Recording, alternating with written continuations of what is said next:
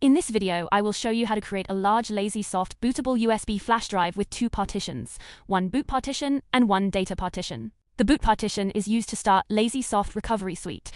The data partition can be used to store a full system backup image. This is useful because one USB drive can work as both a recovery boot disk and a backup storage disk. First, open Lazesoft Recovery Suite Home. On the main screen, click Burn CD, USB disk.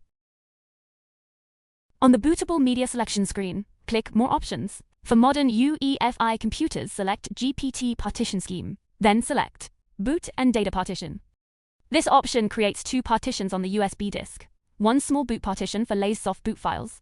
One large data partition for storing backup files. Click Start to build the bootable USB disk. Important: this process will erase the selected USB disk, so make sure you choose the correct drive. After the boot disk is created, open this PC in Windows. You should see two partitions on the same USB drive. The small partition is usually named Lazesoft and is used for booting. The larger partition is the data partition. You can use it to store backup images, drivers, documents, or other recovery files. Now, open Lazesoft Recovery Suite again.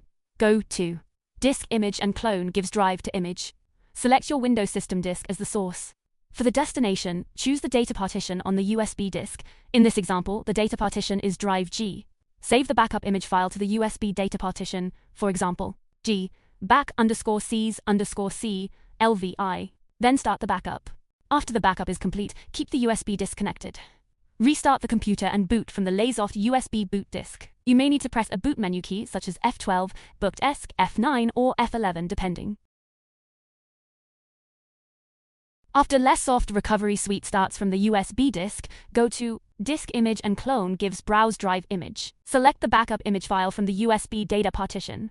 Now you can browse the backup image, check your files, or use the image later for recovery.